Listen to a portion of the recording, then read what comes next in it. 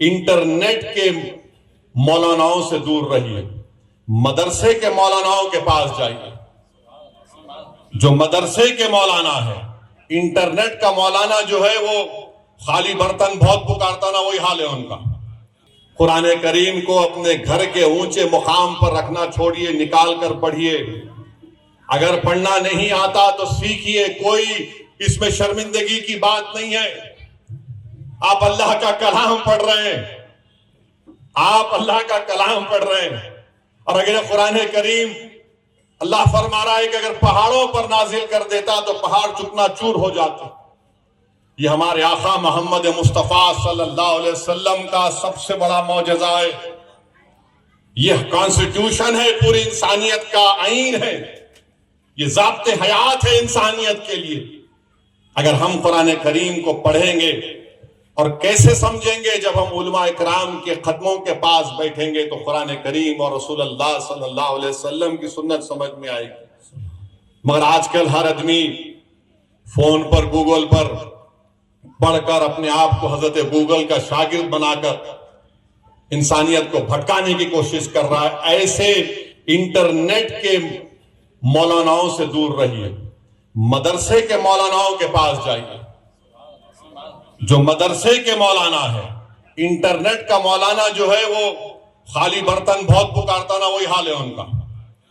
تو علماؤں کے قدموں میں بیٹھیے، قرآن کو سمجھیے، قرآن کو پڑھیے، اور پھر اس کا فائدہ بھی ہوگا، دین دنیا میں اس کا فائدہ ہوگا۔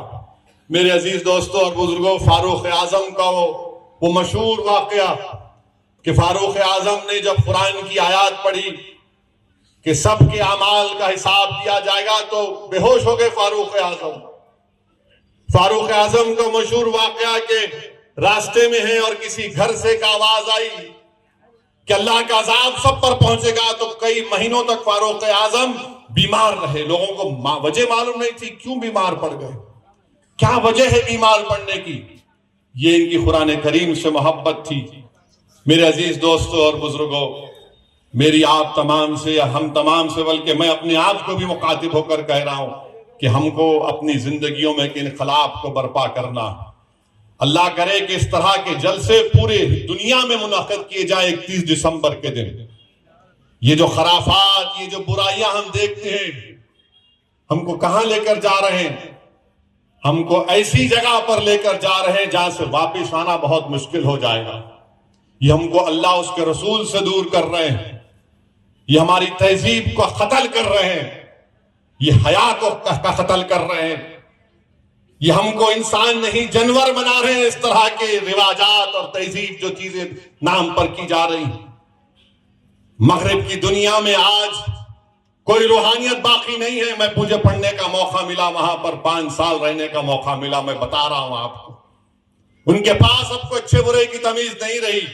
یقیناً ٹیکنالوجی کی بنیاد پر بہت ترقی کر گئے، مگر ان میں اچھے اور برے کی تمیز نہیں رہی۔ ان میں تمیز یہ نہیں رہی کہ اندھیرا کیا ہے اور روشنی کیا ہے۔ مگر میرے عزیز دوستوں اور بزرگوں، ابھی بھی ہمارے وطن عزیز میں، ہمارے اس محلے میں اچھے اور برے کی تمیز ہے، روحانیت ہے۔ اگر ہم ان تمام خرافات اور ان گناہوں کے راستے پر جائیں گے تو پھر ہم اپنی نسل کو کیا چھوڑ کر جائیں گے؟ اگر کوئی 10 سال کا بیٹا اپنے باپ کو دیکھے گا کہ کوئی مشہور گانے پر ناچ رہا ہے تو بیٹا بولے گا باپ ناچا تو میں تو اس سے بڑھ کے ناچوں گا۔ اگر کوئی بیٹی اپنی ماں کو دیکھے گی تو بیٹی یہی سمجھے گی کہ ہاں جب ماں کر سکتی ہے تو میں اس سے بہتر کروں گی۔ اسی لیے ہم دیکھ رہے ہیں کہ قتل و غارت گیری ہو رہی ہے، اسی لیے ہم دیکھ رہے ہیں کہ ڈرگز کا مسئلہ ایک بہت بڑا مسئلہ بن چکا ہے، اسی لیے ہم دیکھ رہے ہیں کہ ہم چور اور ایماندار میں فرق محسوس نہیں کر رہے ہیں، ہم سچائی اور جھوٹ میں فرق محسوس نہیں کر رہے ہیں، ہم حق اور باطل کی تمیز کو بھول چکے ہیں۔ کیوں؟ کیونکہ ہم یہ تمام گناہوں میں، خرافات میں یہ کیسے پیدا ہوئی ہیں؟ یہ اچانک نہیں پیدا ہوتی میرے بھائی۔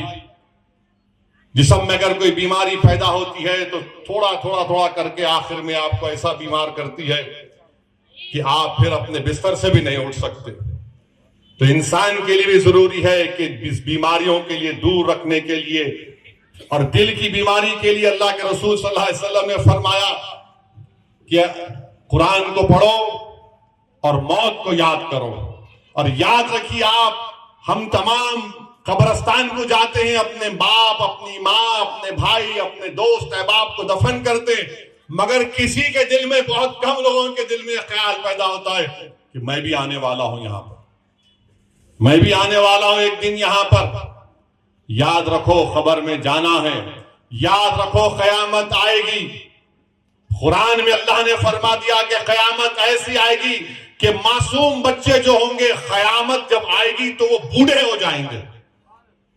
جب قیامت آئے گی تو معصوم بچے بوڑھے ہو جائیں گے. جب قیامت آئے گی تو بڑے بڑے پہاڑ روئی کی طرح اللہ اڑا دے گا، آسمان کو گرا دے گا.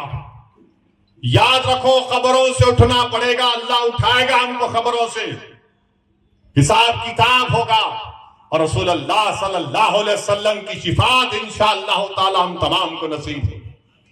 اور یاد رکھیے قرآن کریم کا جب ذکر ہے تو قرآن کریم میں اللہ فرما رہا ہے، شاید سورہ مزمل ہے، جس میں بتایا گیا، علماء کرام نے اس کا ترجمہ کیا کہ جنت کے لوگ جہنمیوں سے پوچھیں گے کہ تم کیوں جہنم میں تم کو ڈالا گیا؟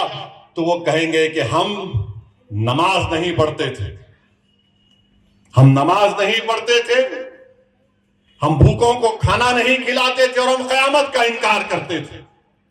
یاد رکھو قیامت آئے گی، یہ دنیا ختم ہوگی، ہم مریں گے، قبر میں جائیں گے، قبر میں حساب کتاب ہوگا، پھر حشر کا میدان بھی ہوگا. اس لیے ضروری ہے میرے بھائی کہ ہم قرآن کریم کو پڑھیں، ان برائیوں کے راستوں کو چھوڑیں. یہ قتل و غارت گری جو آج ہمارے شہر میں ہو رہی ہے اس کا خاتمہ کریں. یہ جو ڈرگز کی وجہ سے نوجوان اپنے آپ کو برباد نہیں کر رہے بلکہ پوری نسل کو برباد کر رہے ہیں. یاد رکھو نوجوانوں، اگر تم شراب اور ڈرگز کے قتل و غارت گری میں گینگ وار، ارے نوجوانوں سے پوچھو، آپ بچوں سے 19-20 سال کے، تمہارا ہیرو کون ہے؟ تو بولیں گے وہ گینگ والے اتنے قتل کرے، وہ بڑے اچھے پاورفل ہیں. کیا ہو گیا تم لوگوں کو؟ تم ہمارا مستقبل ہو نوجوانوں، اگر تم گر جاؤ گے تو پھر کیا مستقبل ہوگا ہمارا؟ کیا مستقبل ہوگا مسلمانوں کا؟ علماء، ہمارے امام کیسے تھے؟ امام محمد، امام اعظم ابو حنیفہ کے شاگرد، جب ان کا جنازہ نکلا تو ایک یہودی دوڑتے یہاں کہ مجھے کھندا دینا ہے امام محمد کے جنازے کا. اور جیسا اس نے امام محمد رضی اللہ تعالیٰ عنہ کے جنازے کو کھندا دیا، اس کی زبان سے بے ساختہ نکلا، اشہد ان لا الہ الا اللہ واشہد ان محمد رسول اللہ. میرے عزیز دوستوں اور بزرگوں، دیکھو ہمارے امام کیسے تھے کہ ان کی لاش بھی ہے تو ان کے یہودی کی زبان سے کلمہ نکل رہا ہے، جنازہ جا رہا ہے تو لوگ اسلام کو قبول کر رہے ہیں. یہ ان کی زندگی کی پاکیزگی تھی، یہ ان کی زندگی کی پاکیزگی تھی. اور کیا تھا؟ اور اللہ کے رسول صلی اللہ علیہ وسلم سے بے انتہا محبت، اللہ کے رسول صلی اللہ علیہ وسلم سے بے انتہا محبت. تو میرے عزیز دوستوں اور بزرگوں، یہ ہماری ذمہ داری ہے کہ ہم قرآن کو سمجھیں، مسجدوں کو آباد رکھیں،